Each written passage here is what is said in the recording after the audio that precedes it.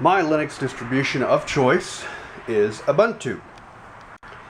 There was a time when I would download the latest Ubuntu all the time and play with it and liked it, and then they switched to the Unity interface, and I was a GNOME guy, and I was like, well, we're going to let the Unity interface have a little while. So I stuck with one particular version of Ubuntu for a couple of new versions of Unity. I'm glad I did too, because I ironed out some bugs. And the Unity interface does not piss me off. A lot of people don't like the fact that they're designing all the operating systems to try to be consistent across phones, tablets, and computers. And the interface is not one of them yet really works across all three. So I don't know. We'll see if anybody comes up with an interface that works across all three. But that's what Unity was all about. That's what the new Windows 8 interface, what do they call it, Metro? That's what that's all about. I don't think they can call it Metro anymore. I think they have to call it something else for rights violations. But so Ubuntu, I liked Ubuntu. Some guy in South Africa, I think it was, threw a bunch of money at Ubuntu. And he was a millionaire, and he just threw a bunch of money at it, and it made it a decent operating system. They took Debian, which back then was the stable release of Linux. It was the big distribution that everybody used when they wanted something that ran and kept running. Fedora was a Linux that was cutting edge, bleeding edge, whatever you call it, and then Red Hat at the time had gone commercial, which was great because they came out with Enterprise Linux. Now with Enterprise Linux, you want stability. That's what Enterprise Linux is all about. You don't really want bleeding edge with an Enterprise Linux. You want something that starts running day one, you get it working, and it stays working for a long period of time, and you can throw a lot of hours at it, and it'll just keep chugging away. That's what you want with an Enterprise Linux, and Red Hat was good at that. And they used Fedora project kind of as an experimentation, a beta for Red Hat. Red Hat beta, that's what I used to call Fedora.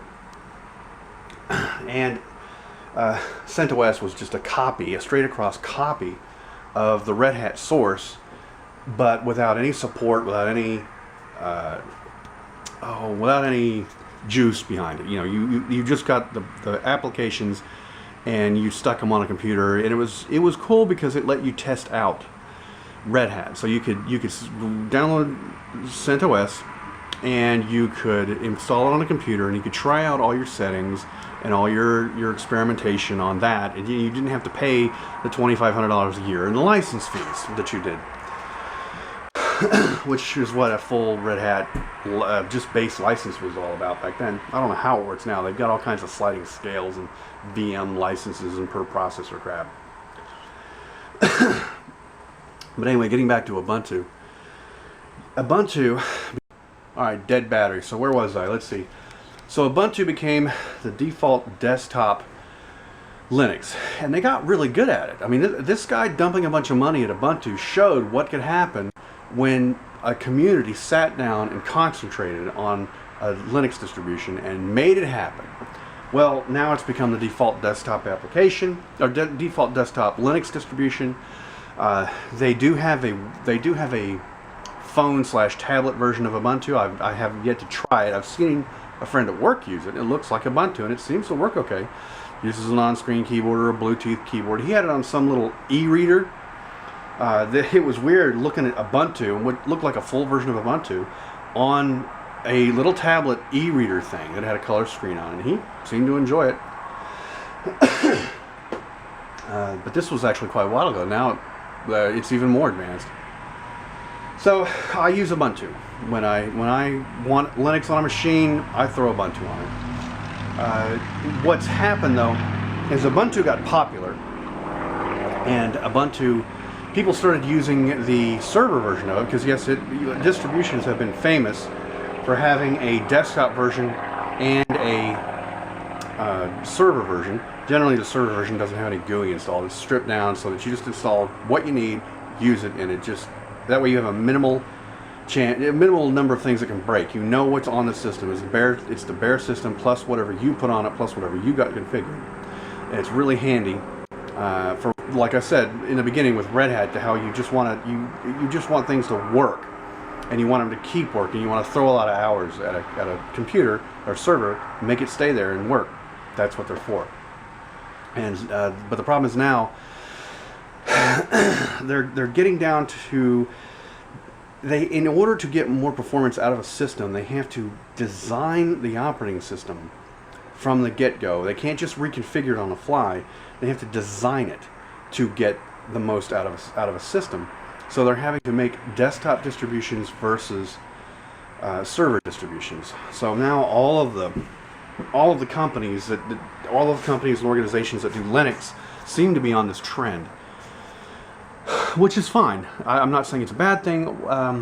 What it is doing is it's basically doubling the number of Linux distributions, because you have really a whole different distribution now. You have a different set of repositories to get software out of. You have a different set of goals on both teams. You have the server team and a desktop team. I'm sure there's crossover, but the whole point is to have different sets of goals.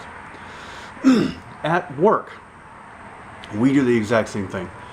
At our company has an agreement with Red Hat, so basically as long as you download the Red Hat image from our network and you use it for our company, you can do whatever you want with it. They have some sort of site license thing with, I don't know how it works. This is what I've been told. So yeah, as long as you're using it for us, you can do whatever you can do what you need to make a server work with Red Hat. Recently, I found out that Red Hat is actually talking about dumping their desktop version altogether and concentrating solely on their server line of software output, and completely abandoning the desktop, or throwing a minimal desktop at it, just enough to help you with some server utilities if you want it. So you can have a GUI interface to help you configure your server, basically, which is fine. That's a choice they're making. It's a choice I think they might be making. I've heard of some whispers on Slashdot that this might be coming. And Ubuntu is doing the same thing. Of course, they're busting out their server version and tweaking it specifically to run a lot of hours and not break. And coming out with a desktop. Well, they've already got the desktop version out that's supposed to be a Windows Mac killer, which I don't see that happening. But I use it all the time and I like it. So, at work, we have laptops and we have Red Hat on those laptops as desktops, basically, to make to do our development on for our embedded systems, and we hate it. I mean, to be honest with you, it's just not a very good desktop system. However, Ubuntu is. The Ubuntu desktop, after this guy threw a bunch of money at it and the community grabbed hold of it and saw what could happen and kept pushing it, the community came together and they've made a really good operating system for a desktop. So we are all in the stages of going in and switching our Red Hat laptops over to Ubuntu. This is a serious pain in the neck, because you got to take your system offline for a day. You have to install the OS. You have to back up what you think you need, or the entire drive, or find a drive to just back your whole thing up, your whole drive up onto. You do not understand. If you haven't done operating systems before, and you haven't done swapping out the operating system of a computer, you put their image on their laptop and there's still problems. So you have to go solve a few problems. Fortunately, we have people who've already gone through this a bunch of times. So when I do it next week is Thanksgiving, so hopefully a lot of people will be gone. There won't be a lot of catastrophes. I've noticed with that particular week before, in my past jobs, that people try not to stir the pot too much during that week, because they know, a lot of people are gone, and the person you need who usually fixes that sort of thing is gone, or might be gone. So next week I make the switch at work from Red Hat to Ubuntu on my laptop. And it's, like I said, it's my company's image. They've tweaked it to fit their needs, which is great. I'm glad. It's one advantage to working for a gigantic corporation is people probably already fixed the problems you're having. So fortunately, this is coming next week, and I am dreading it. I've done 100 installs of Ubuntu. I know what to back up. I've already made the backup of my entire home folder and a few other things, but a lot of it doesn't even transfer from Red Hat to Ubuntu, so there's no point in backing up everything. But it's just a nightmare. It is just a nightmare, and I foresee problems. Even though 30 other people have done it, I've been in IT, and I just know that it's my luck. It's gonna be my luck. And here, hang on. There. I don't want it to just be, my stuff that breaks and me to take 3 days to get my system up and running. I don't want to spend the whole 3-day week getting it working. I want it to take a couple of hours and come up and work, and all the security stuff's good, all the encryption stuff's good. I just don't want it to be a pain in my ass. Now, I put it off this long because I was waiting for the newer version of Ubuntu LTS, which is long-term support. So they have the new version of Ubuntu LTS, which is 2014-04, with their add-ons and their configuration stuck on it. So I'm going to use that. I had waited for that. I had waited for projects to finish. I transferred from IT to development, so I didn't want to do it in the middle of that. And I wanted more people in our area to do it, so that because we have every layer of what you do at a job all has their own things you've got to worry about. So we're way down here. So I wanted to make sure that some people around me had done it first, because I didn't want to be the first one, because I'm sick of being the guy who tests everything and finds all the problems. So I did that. Well, it's time. It's just time to do it.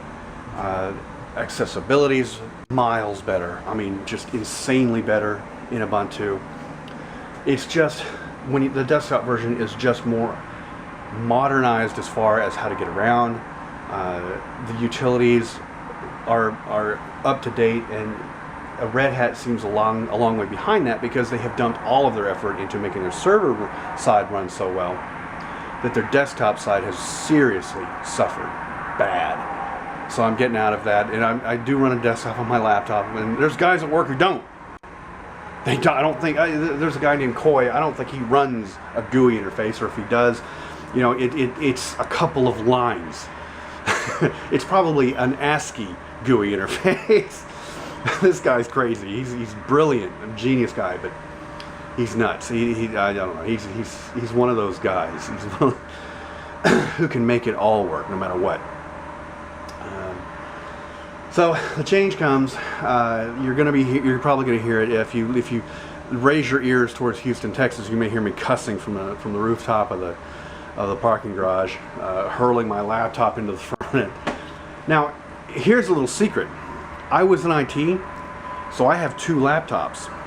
One of them's Windows. So I use it when I come home.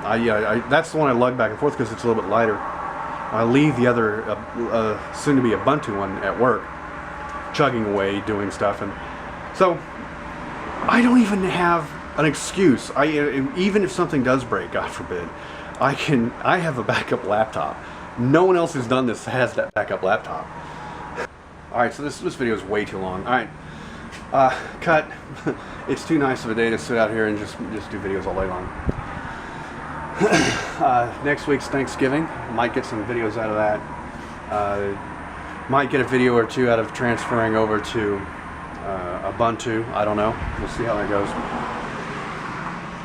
But hopefully it'll be fun. I've only done it 100 times, so I don't know what my problem is. Anyway, y'all have fun. Enjoy your Thanksgiving in the US.